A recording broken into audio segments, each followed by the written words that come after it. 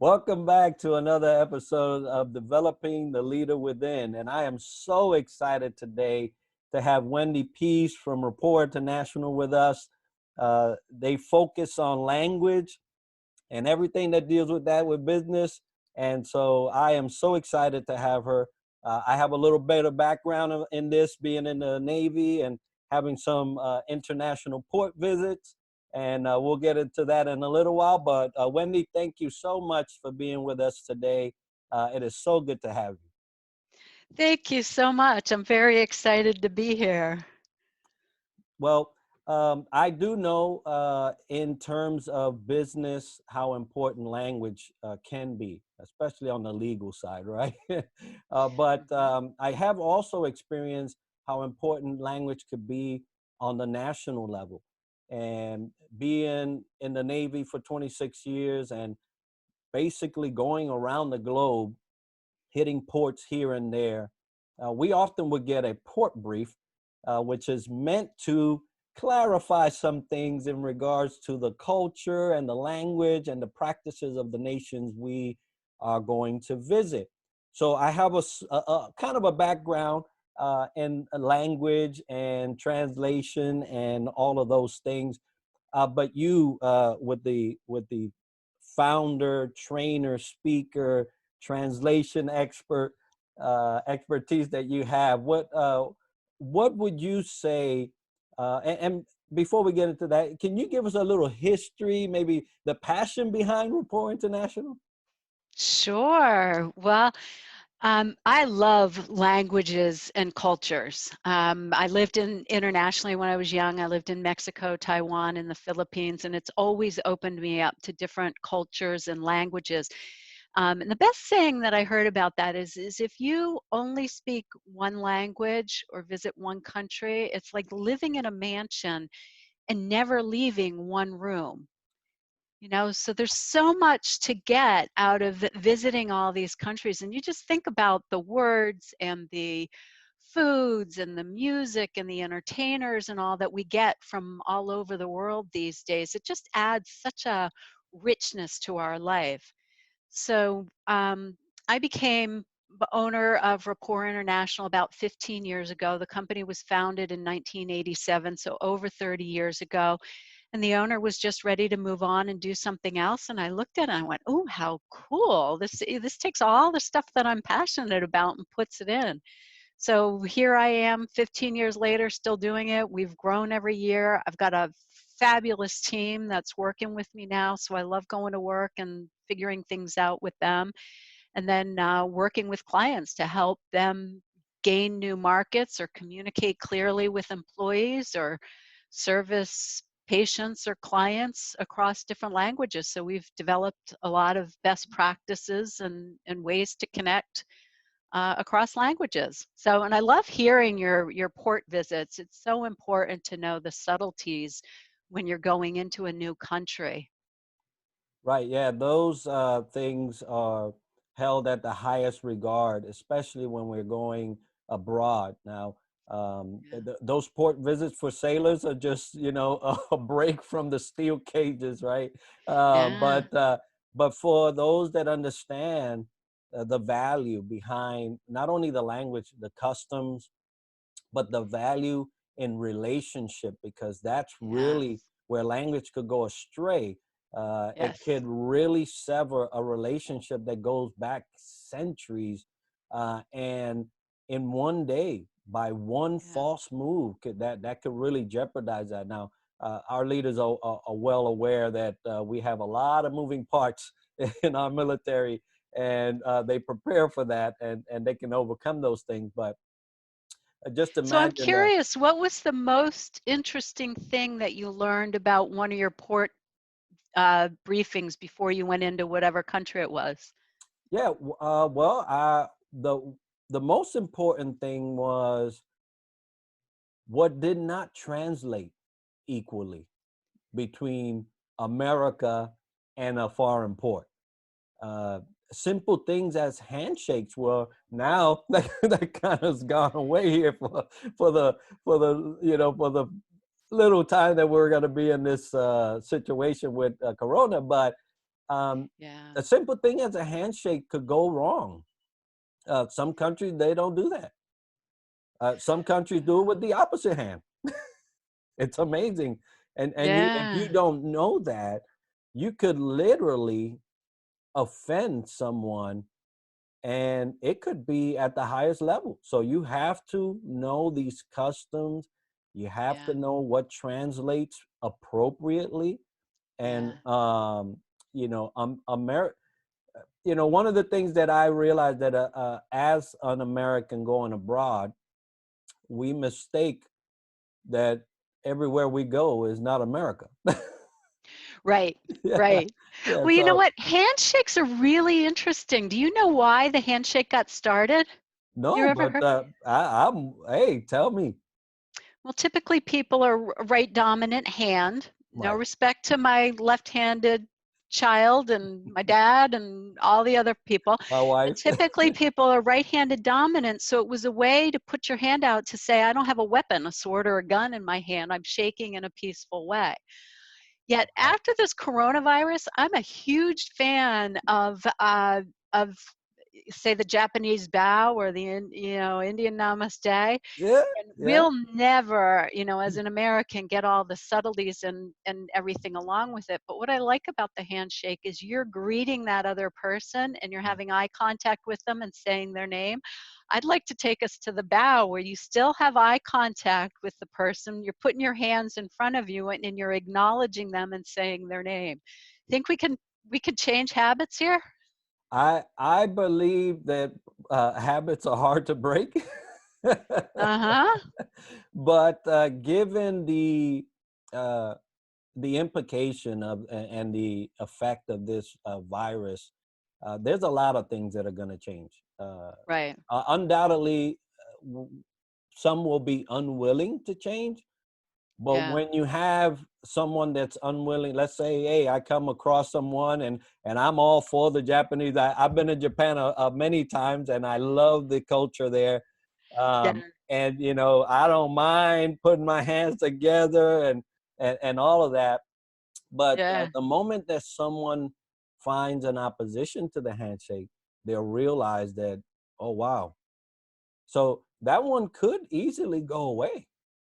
Yeah, and I'd like the bow better than the elbow tap because the elbow tap is just so hard to coordinate. Imagine you're in a group of people, you can handshake all around, you could bow all around, but elbow tapping, I've seen the you foot know, tapping. I've seen all kinds of stuff. It was fun, but uh, that's interesting. How much of our day to day language, our expressions of language, uh, how much of that will change because of this? yeah, And in America, um, we're more prone to expression of touch. And that may be affected in a big way. So I hope some people are expecting that and are preparing for that. Uh, yeah. and it's interesting you talk about going abroad and how important those briefings are. What do you see the importance of language and leadership?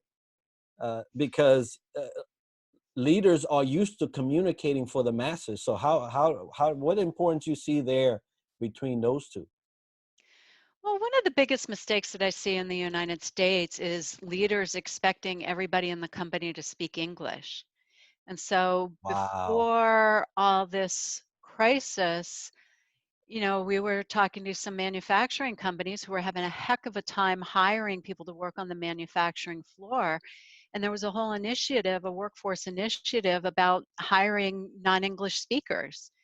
And the knee jerk reaction from a lot of traditional leaders is, okay, well, we'll do that and then we'll bring them in and teach them English. Well, not everybody has a propensity for language, but they may have propensity for they may be very skilled in working on a manufacturing floor, and you don't want to lose that talent or the knowledge of how to do that. So we're able to go into companies and help them figure out how do you attract, how do you retain, and then how do you promote those employees so they really feel part of a culture and can excel even if they don't know English. And there's lots of little ways to do that. And Boston Centerless is a company that's based just north of Boston that is fabulous. They have a manufacturing floor, and how they've been able to pull people in and promote them and bring them along when they get the knowledge.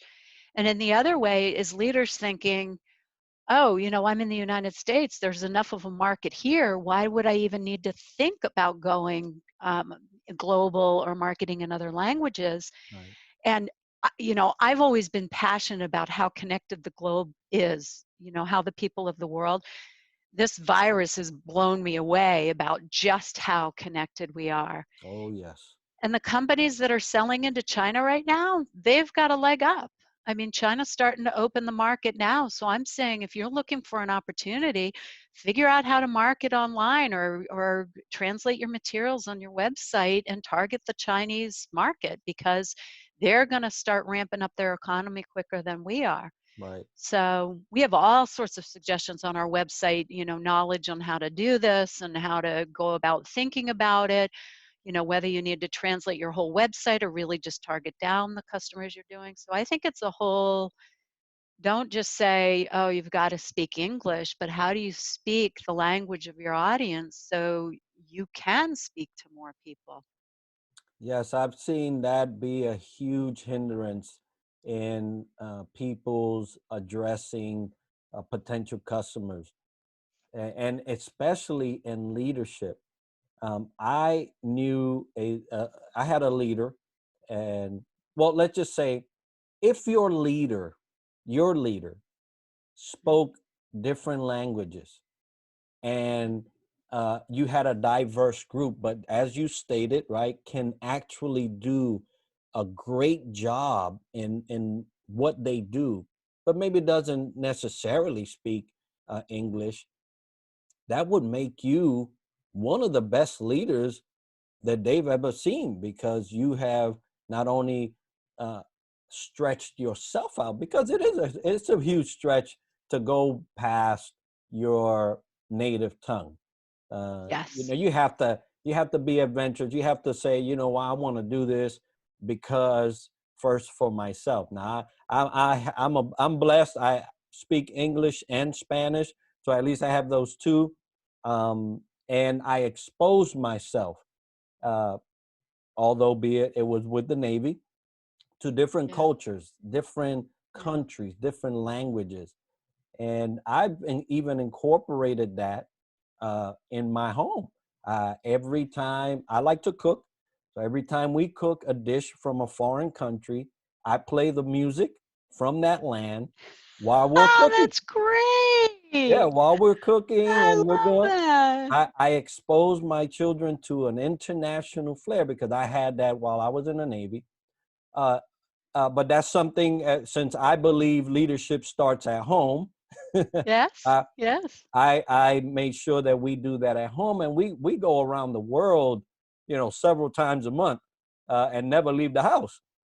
I am But so going to put that in because I've been cooking. I've gotten some recommendation. Well, in the US, we say when life gives you lemons, make lemonade. Well, I posted a LinkedIn post about that, and somebody from Lindsay Eek, who I'm connected with on LinkedIn, he said, oh, and here in Nigeria, we say when life gives you peppers, make pepper soup. So we ended up making pepper soup. It's absolutely fantastic. I got a recipe off of Google. So I should have played Nigerian music, but next time I will. But I want to go back to the point you were making about leaders, like they can stretch themselves to learn another language. Like that's a high bar to set. mhm, I think there are simpler things to do.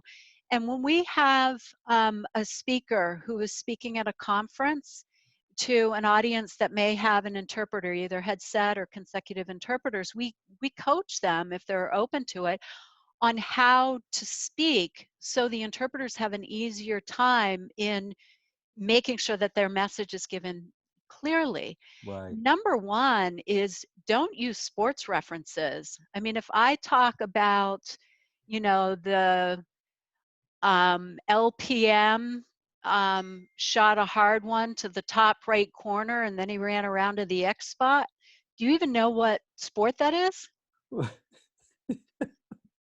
No. My kids played lacrosse. I didn't either, you know. So the long pole midi, he shot to the top right corner and then ran behind the net to try to catch it. Yeah, I mean, if I say something like that, the interpreter is lost, and then they've lost the audience, and it's really hard to get back in. So even if you talk about hitting a home run, you know, for a company in the United States, other countries don't play baseball. So number one is don't use sports references. Not everybody's going to get them. Number two is avoid humor, because you and I both know that humor doesn't translate across Oh, languages. yes. Yeah, and you also know that you're fully bilingual when you start getting the humor in the other language. Right. Um, Number three is to speak very clearly in shorter sentences, not rambling sentences, so that people, if it is their second language, they can understand or the interpreter can catch it. And so those are things that even if you're a, you know, monolingual person, that you can do, that an interpreter can help you. Now, the next step is a friend of mine from business school, Gary Giles. He was working for a company where he was going over to present, I think it was Korean. Yeah, Korean. And he asked us not just to translate it into Korean, but give the phonetic pronunciation. So when he got up in front of the crowd, he could read the I mean, he practiced so he could deliver it effectively, but he, you know, warmed the crowd by trying to speak the language of the audience. So he could, that was a good way to connect.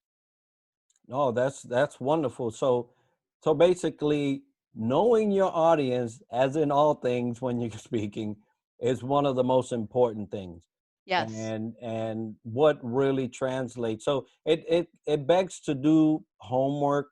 It begs to have yes, somebody coordinate these things, where you are not potentially gonna go from a great speech or a great event or a great meeting to a disaster, right? But right. because you didn't know. Uh, Yeah, we've seen that before where we've tried to coach the CEO and just up there, long talk, not clear thoughts, lots of sports references, and the audience just didn't get it.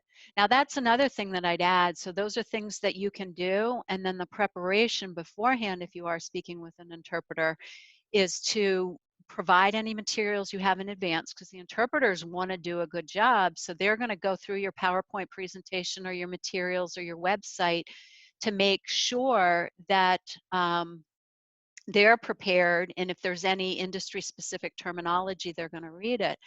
And then before the event actually starts, talk with the interpreter. You know, you might be able to have hand signals like, hey, slow it down a little bit so the speaker knows, or you're doing a good job, or you have to figure out whatever's appropriate and make sure Right. you're using signals that make sense to both of you and aren't offensive.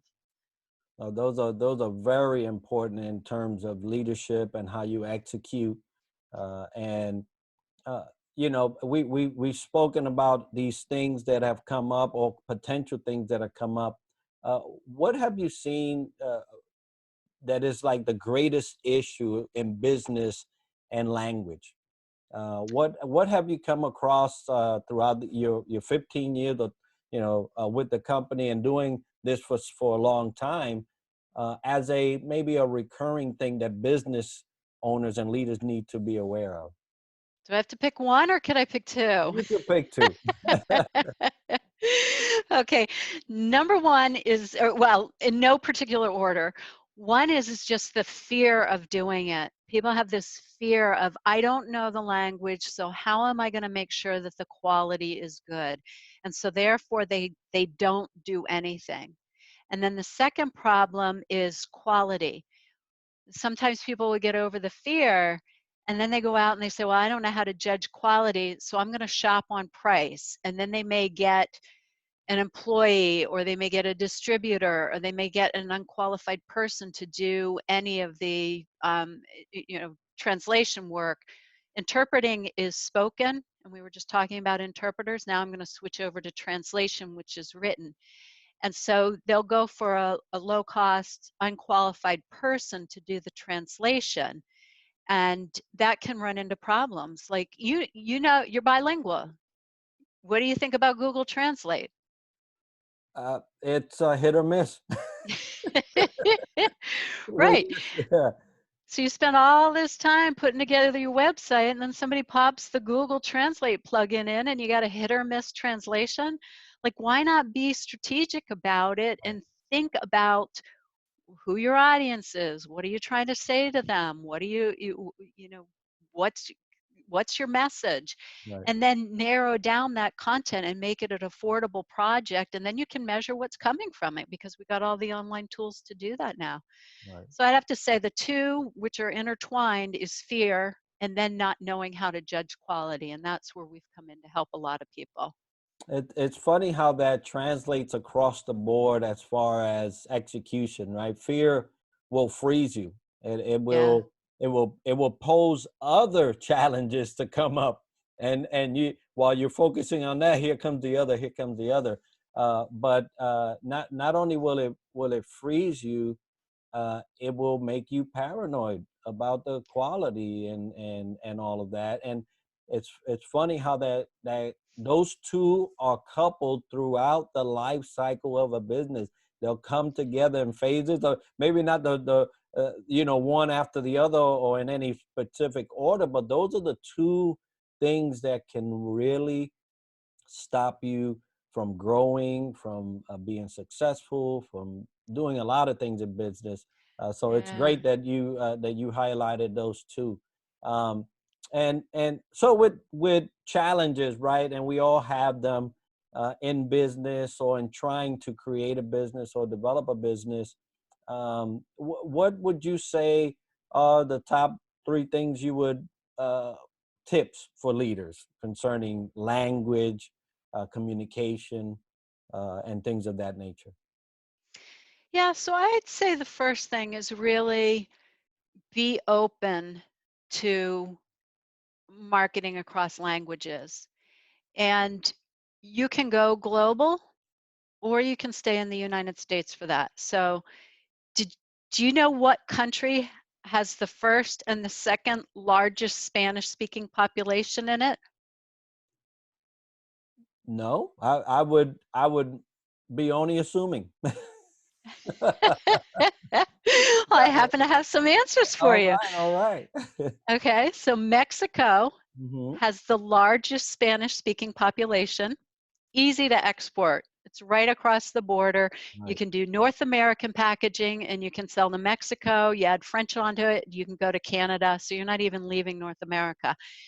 The country with the second largest Spanish speaking population is the United States. which would have been my two guesses. Oh, good, Yeah, it would have, good. yeah, Okay. it would have been. I was gonna say the U.S. and obviously Mexico's the second largest, but Yeah, yeah. And so, do you ever watch Telemundo? we have in the past, but not. Yeah. We've steered away from TV for a while. Oh, from But TV. but yeah, Okay. but we're well aware of it. Yeah. Right. And so when you go on Telemundo, one of my favorite things to do is watch the Olympics on English speaking TV and then go over to Spanish speaking TV. And I watch the ads because they're the same ads going on. It's just the ads have been modified to be in Spanish because the advertisers on there know that there's so many Spanish speakers in the Right. United States. Even if they're bilingual, they'll watch the Spanish speaking TV. I mean, I love it. The kids are learning to speak Spanish. And so the advertisers are on there, and you've got all the major car manufacturers. You've got, all the Procter and Gamble, the General Mills products. You've got the fast food restaurants. So, companies that have something that can sell out to consumers, just look at what you can do right here in the United States, or like I was talking, add the French and Spanish to it, and you've got the North American market without even leaving here. So I think that's the first thing is just open your eyes to it and look into it. The other thing for companies that just do it, you know, hats off to Nike for having the just do it, Right. is they companies grow faster, bring more to their bottom line, pay their employees higher, last longer. So you become a much stronger company if you learn how to export and sell across languages. So I think, number one is just do it. Um, and when you do it, don't make translation just a separate part of your company. Build it into your culture. Hire people that look differently from you. Build in diversity and inclusion, because those people that you hire that are different from you are going to bring new ideas. They're going to connect to different people on social media. They're going to bring improvements to your product. So that's a good way to become better at it. And the third I'd have to say is hire the right agency or people to do your translations appropriately. You don't want to mess around with quality, because you spend so much time developing your marketing message and doing all your strategy and then building or coming up with your services that you're going to do. If you're going to reach out across other languages, make sure you get the right people or agency to do your translation. And there's stuff on our website about, the pluses and minuses of hiring employees or distributors. And then what do you look for in hiring the right agency? Bigger may not be better. You may be better off with the smaller one, but if you've got special technical requirements, what are you going to look for there? So have the right people and then stay consistent with whoever is doing your translation. Wow, those are all wonderful. And as you were talking and talking about the Olympics, I quickly remembered, because you said that you watch Telemundo, when the earthquakes were at its peak, and believe it or not, they're still going on in Puerto Rico. They're still going on. Oh, wow. It's just that it's not the biggest news, right? So they've been dealing with this since December of last year. But I remember when me and my wife were looking at the news, that they put an ad, and in the ad was a lady and her child at a grocery store. Now, and any other time this ad would have been great, but the aisles started shaking. The aisles started shaking, and it was because the product was so powerful.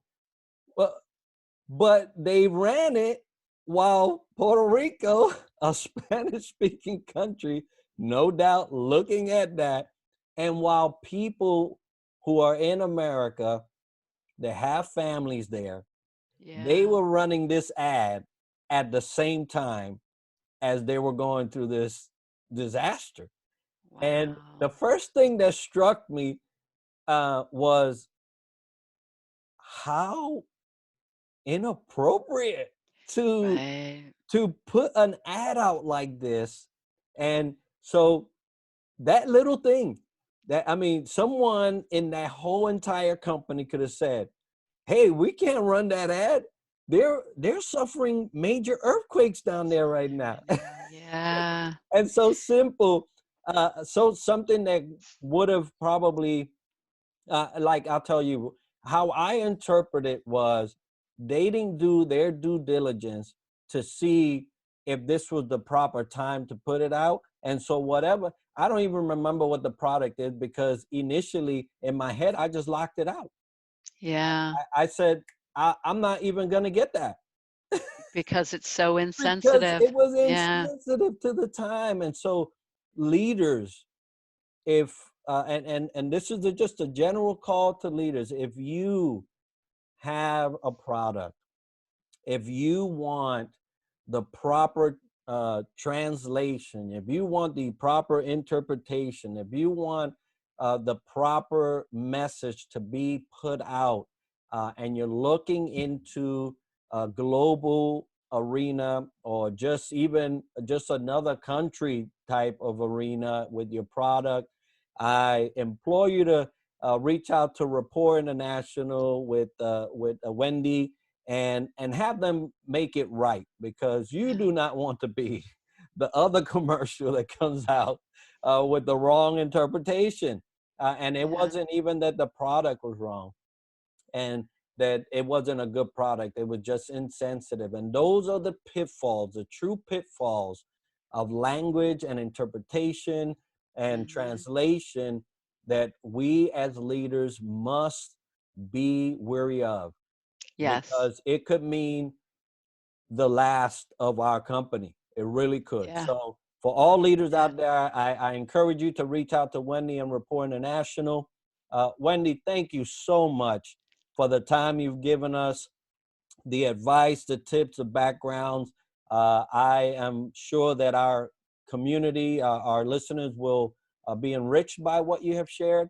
And so I want to thank you again for being with us. Muchas gracias, Enrique. De nada. Okay, folks, until next week, success to you.